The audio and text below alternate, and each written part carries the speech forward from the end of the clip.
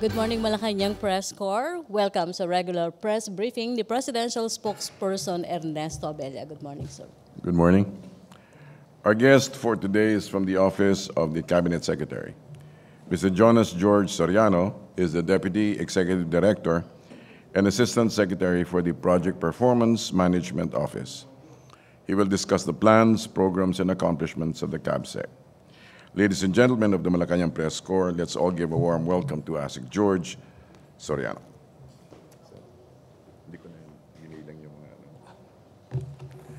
Good morning po. Just wanted to report to everybody what we've been doing for the last almost more than a year.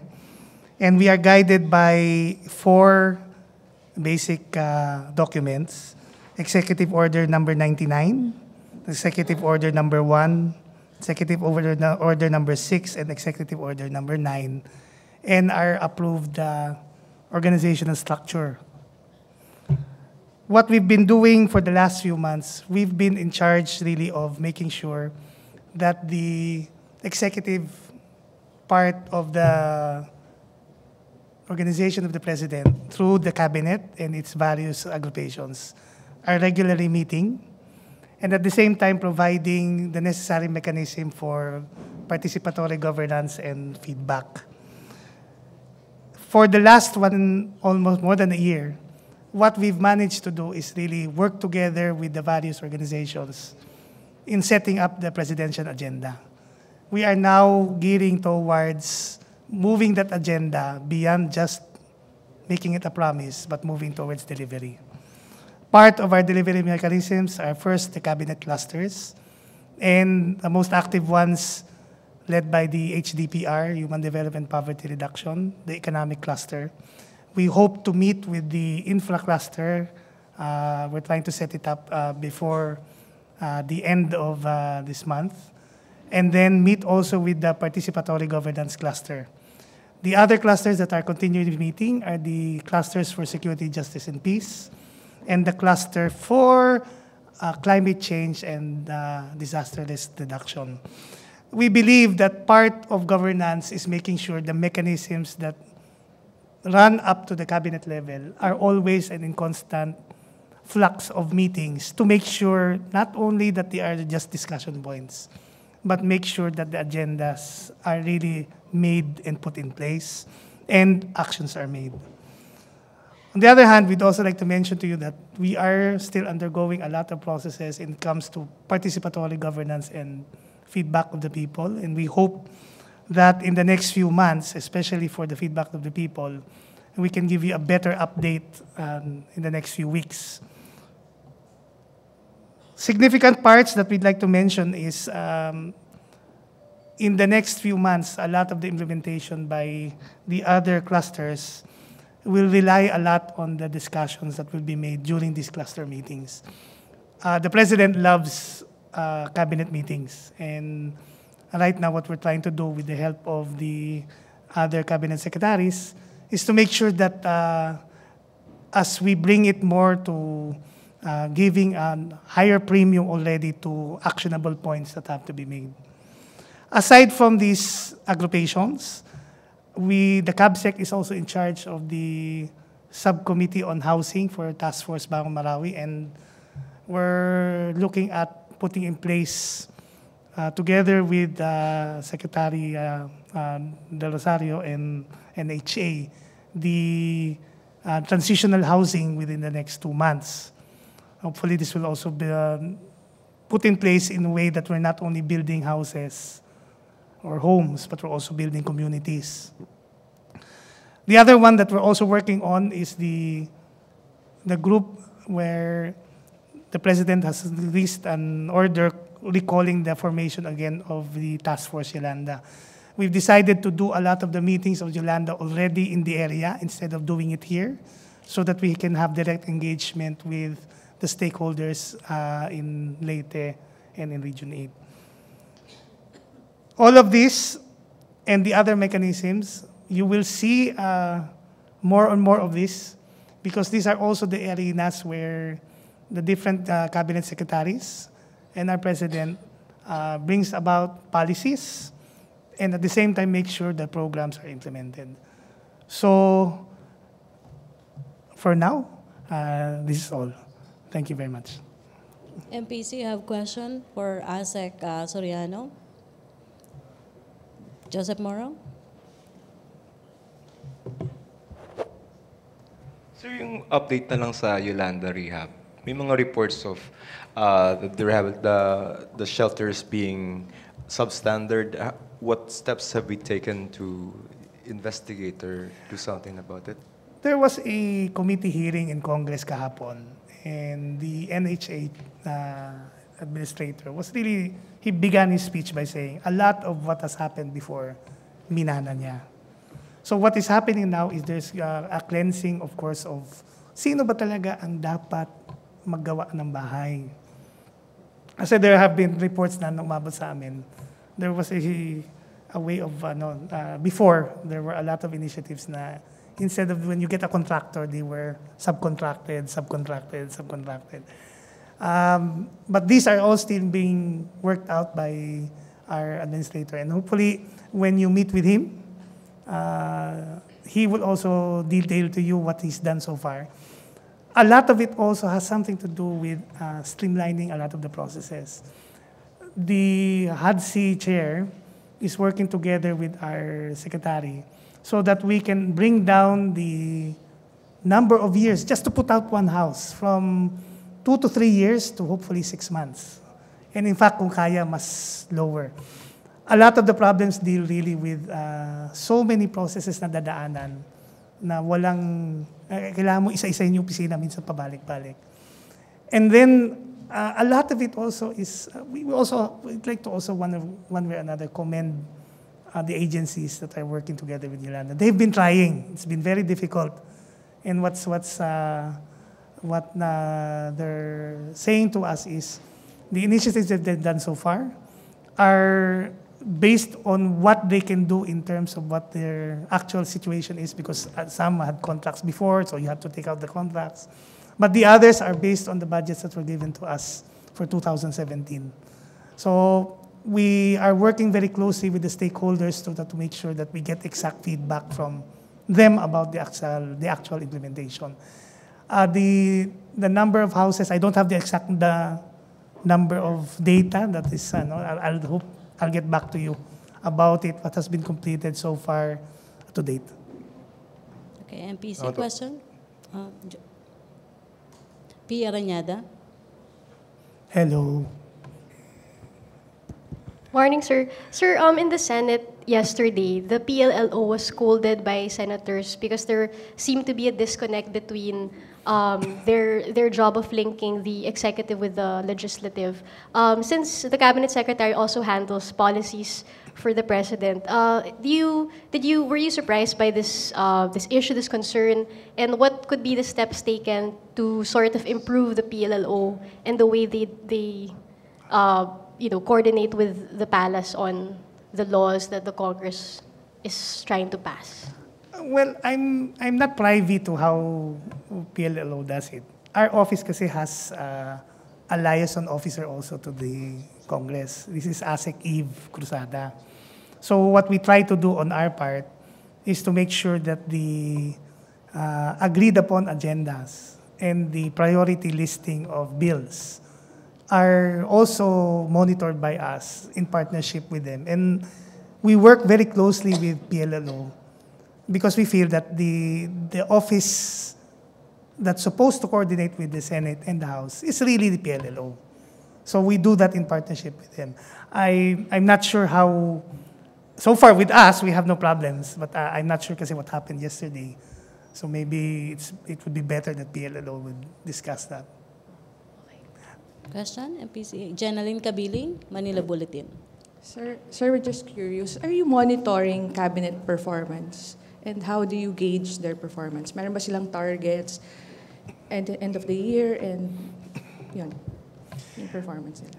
We're supposed to monitor the performance of the top 26 agencies. And what we've noticed so far is from the slow utilization of budget since the first quarter, medyo naghahabol na. I think there are agencies more than 50% na yung nagamit na budget. what we need to put in place is really, ang dami kasing activities eh. I think what we need to, where we want to work together with the cabinet secretaries and work out a more outcome-based monitoring. What we have in partnership with NEDA and National Security Council and DBM, together with PMS, is more the output-based. We tried actually through, PMS tried to also shift them towards that. And that's where you receive this SONA report. If you notice, I hope you all got a copy. But what we'd like to do is to shift them more towards ano talaga ang impact on the ground. So hopefully, our first report, which is straight to the President, we're waiting for his initial comments so that we can retrofit it. But one of the things that we've always said in the cabinet meetings, ang gusto kong makita ay hindi nyo may natapos. Ang gusto kong makita, yung nakikita ng tao. And there he, in most of his press conferences, always said that, paano nyo natitiyak na yung proyekto ng tao, dumarating sa tao, at nakakatulong sa tao. We've also tried to monitor with the help of agencies like Civil Service. What are the process problems naman? How long does it take for one paper to go from one office to the other? There are improvements based on sa report ng Civil Service, but we need to, again, work harder. And then there was a directive that was issued to us to try and, again, re-engineer the bureaucracy so that it can make the processes faster. So we're asking all the departments to submit their projects so that they can work hand in hand with us. The other one maybe that you'd like to look at is there's also special projects that are being done by the Open Governance Project, where Secretary of DBM, Secretary Jokno, and Secretary Vasco are part. They are around 12 to 13 projects that hope to aim for real changes also on government processes and participation. So, ma'am, in summary, where we have something, but we feel like any agency, we have to retrofit what we have to what the President wants and how we can use this as a tool for the secretaries to improve their performance. We don't see any, for now, we don't see any lack. In fact, we have some things that we really have to settle, like what if an initiative is not dependent on your office? Let's say if we talk about OPAP, they have peace talks. But because there's a policy on no peace talks until ceasefire, then the agency again is stalled.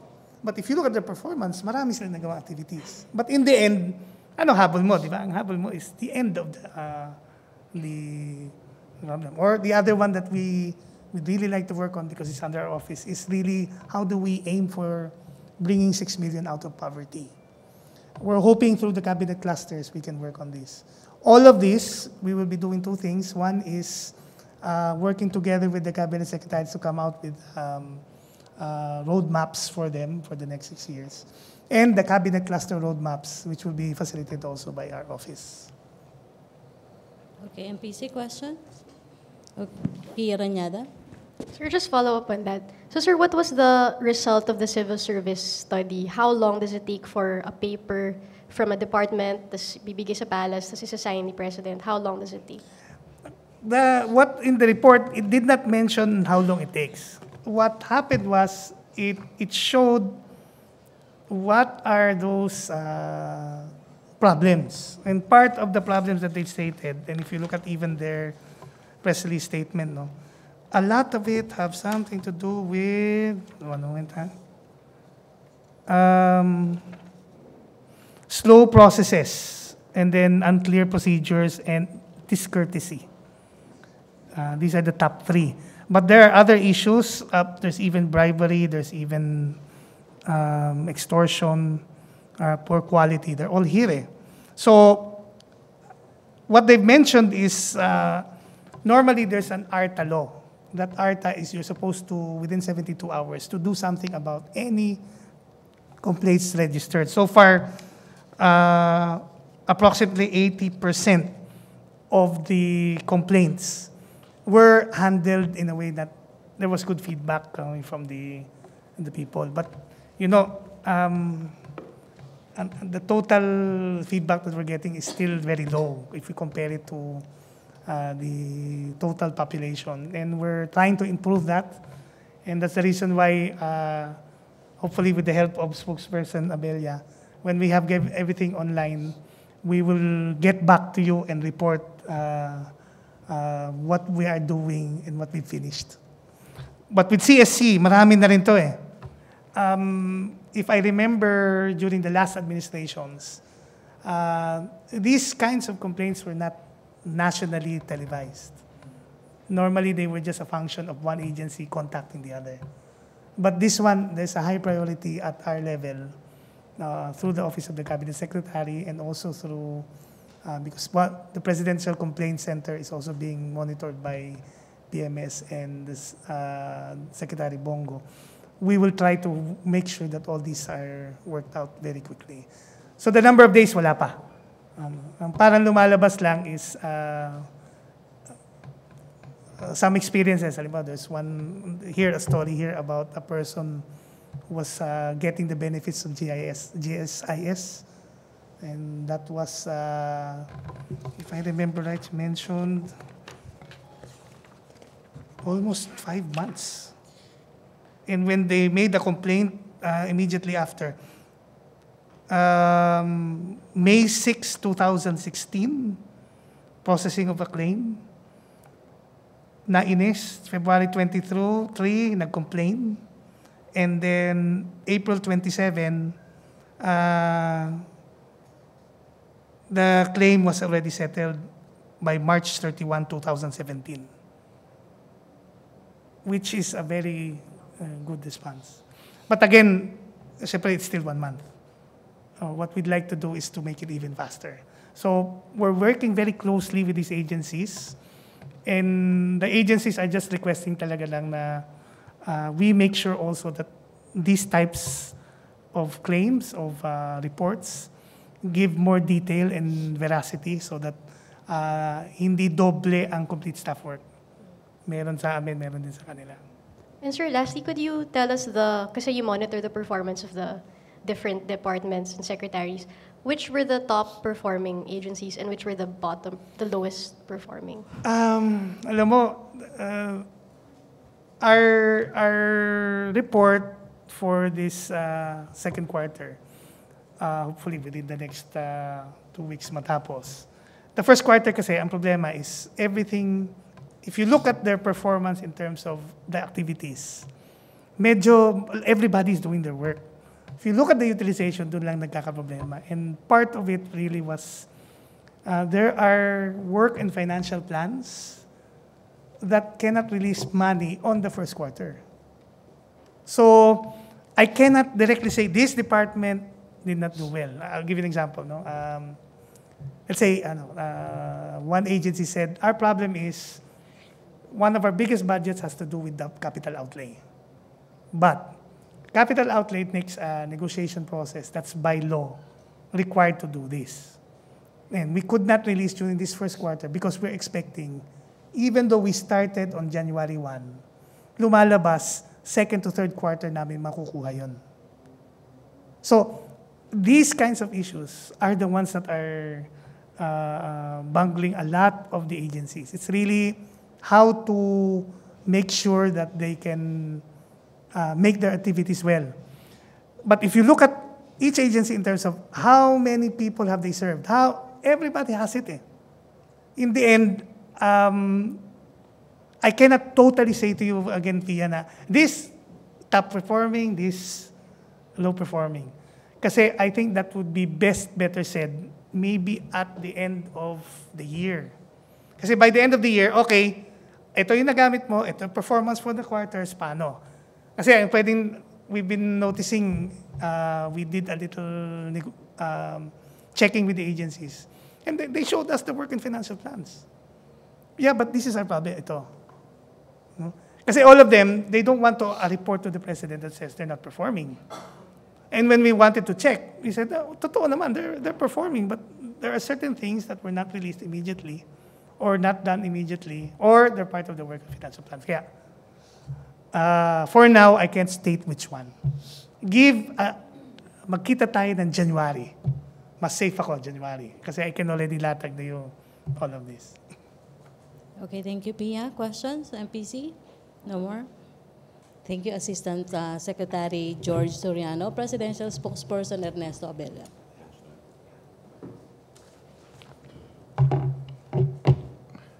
I'd like to begin with a few, some notations.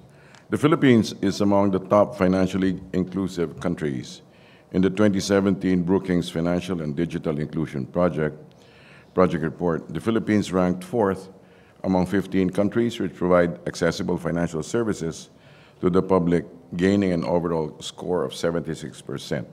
Hence, the country remains as Asia's top financially inclusive country. The FDIP reports evaluates 4 dimensions of financial inclusion, including country commitment, mobile capacity, regulatory environment, and adoption of selected traditional and digital financial services. Also, on Moody's latest assessment of the Philippines, the latest assessment of Moody's Investor Service affirming the country's Baa2 rating and stable outlook signifies that our economic growth would continue its upward trajectory. Our growth momentum is anchored on solid fundamentals coming from a robust industry and manufacturing growth of over 7%, a turnaround to growth for the agricultural sector, and sustained growth in the service sector. The demographic sweet spot with more young and employed Filipinos create an emerging larger middle class with higher spending power. On the concern of a worsening Islamist insurgency in Mindanao, the opposite is happening. The successful rescue of Father Chito Soganov and the government forces takeover of Bato Mosque, a previously Maote-occupied position, signifies that the enemy's final defensive stand continues to weaken and their area shrinking as we go for the final push against the Daesh-inspired terrorist group. On the issue of the drug war, the reality in the drug war is victimization by any common crime is a 3.7 record low, and there is an 11% drop of drug addicts in Metro Manila because the campaign against illegal drugs and criminality. We do likewise acknowledge Moody's fair and balanced analysis that political risks, such as has been mentioned, do not appear to have weighed in on the strong economic fundamentals, nor have derailed the government's economic reform agenda. Something you might be interested in on September 21.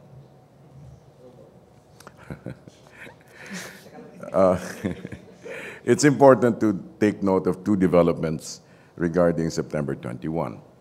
The President has announced September 21, 2017 as a national day of protest, a day set aside for people to exercise their constitutional rights to freedom of speech, peaceful assembly, and to seek redress for their grievances against the government, past or present.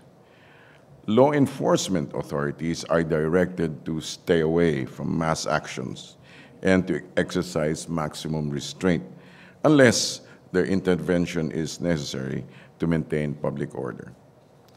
It is not a special non-working holiday, and we expect the proclamation to be signed shortly. However, the acting executive secretary will issue a memorandum circular suspending work in government offices, both national and local, as well as classes in all public schools, state colleges, and universities. Certain government agencies shall be required to provide standby emergency assistance near sites of protest actions. Regarding private companies, suspension of work in private companies and classes in private schools in the affected areas is left to the discretion of their respective heads. Regarding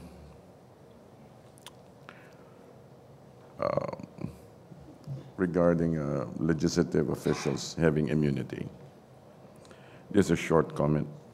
The President himself continues to observe a modest lifestyle, and he seeks no special treatment, whether inside or outside the palace. We hope our colleagues in Congress, especially our allies, can bring themselves to do the same. We're open to a few questions. Question, MPC? Joseph Moro.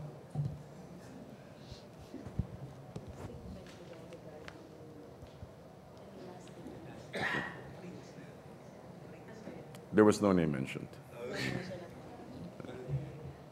No mention. Pero sir, ano lang, ulitin lang yung sa last, no? Yung pong ganun na request ni Majority Floor Leader Fariñas appeal to LTO or LTFRB na i-exempt sila sa minor traffic violations. When the President had said before na ayaw nga niya ng wangwang, di ba? Tapos ayaw niya na nagbabiyahe ng kasi nakakasagabal sa kalye. That doesn't seem to be in consonance with what the President espoused, sir. Like we said, and let me repeat, that we hope that our colleagues in Congress and allies can also bring themselves to the President's standards. No special treatments. No special treatments. No special treatments. You think that is a special treatment? Come again? That is a special treatment as far as the palace is concerned, no? Anything, what do you call it? Law is law, right? And it should be blind to all. Thank you, sir. Laila Salaveria. Good morning, sir. Clarification lang. Sir, since the MMDA and the Department of Transportation are under the executive, is Malacañang going to direct them not to allow lawmakers to get this immunity? There's no such action at this stage. What- Are you asking if Malacañang is taking, at this stage, there are no actions regarding that matter? But do you think it's necessary For? for a directive or a reminder to be issued? Because there's a report that the MMDA seems to be open to the idea if the mayors will consent. Well, let them proceed as necessary. However, at this stage, the President, the palace has not yet come out with any actions regarding that matter. Okay, other issue? Otherwise, you can have a... Okay. Maricel Halili, TV5. Sir, may we have your reaction about the release of former Senator Jinggoy Estrada over the weekend? I think that's the matter best left to the Sandigan Bayan. But is the President consider appointing Estrada in one of the cabinet positions, considering that Senator Estrada said that he is open to the idea? I don't know if any offer has been made. Okay. But sir, how about the idea of making him as one of the witnesses on the PDAF scam? Neither on that ground. We don't have any reports on that. Okay, thank you, sir. Thank you. Catherine Valente.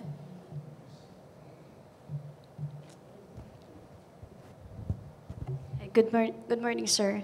Sir, regarding po sa meeting ni President with MNLF Founding Chair Nur Miswari last Saturday, Yes, ma'am. pwede po makahingi ng detalye, paano daw po nagkaroon ng meeting na wala naman po, hindi pa daw po nakapag-post ng bill si Mr. Nur. Pina-follow po natin yung patungkol doon. Wala po tayong reports. We don't have sufficient information regarding the matter. Okay, MPC questions? Ina Andulong.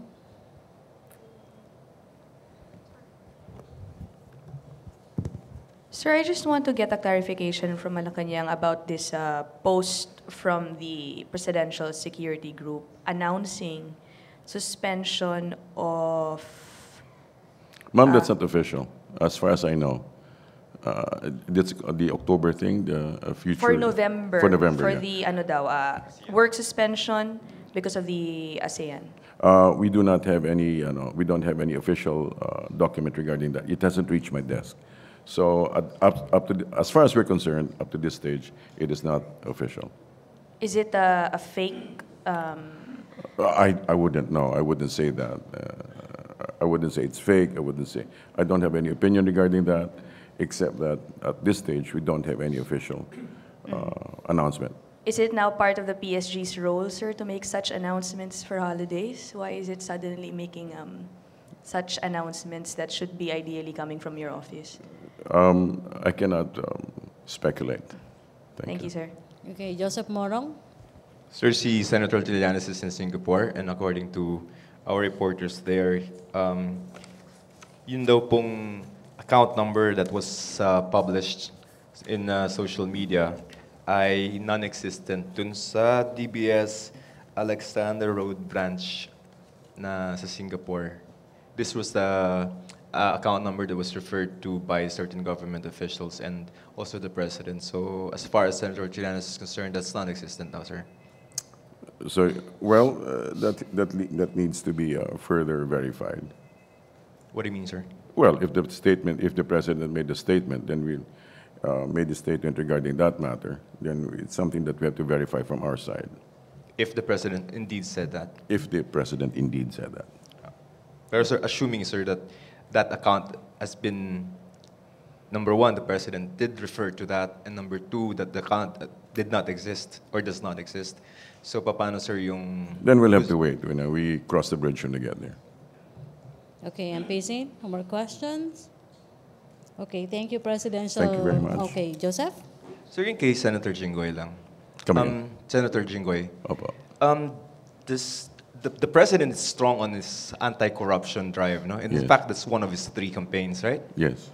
And do you think, sir, that the decision of the Sandigan Bayan, as far as Senator Jinggoy Estrada's case is concerned, can have a effect on the other cases as far as the PDAF cases are concerned? Like, we're hearing now Ms. Napoles saying that, he can do the same thing, she can do the same thing, and even Senator Revilla saying... I suppose each situation has to be treated individually, so we cannot speculate and say that because of this, it will have to be that.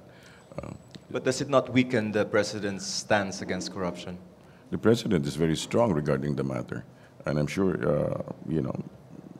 and again, let me just go back. It is a matter for the Sandigan Bayan, and not for us to speculate on the possible effects. Okay. Okay. Thank you. MPC, Ina Andalong. Sir, just to be clear, yung Yes, ma'am. September 21 suspension of work in government and in classes in all public schools and universities, all over the country, not just in NCR. Is Okay, that right? ulitin ko yung statement na. Ito yung galing sa ano to. I'm quoting this from SDS. The acting executive secretary will issue a memorandum circular suspending work in government offices, both national and local, as well as classes in all public schools, state colleges, and universities. So all. All. Okay, thank you, sir. Okay, MPC, no more questions? Okay. Thank you, Presidential Spokesperson Ernesto Abella. Thank you, Assistant Secretary George Soriano. Thank you, Malacañang Press Corps. Back to our main studio sa Radyo Pilipinas and PTV.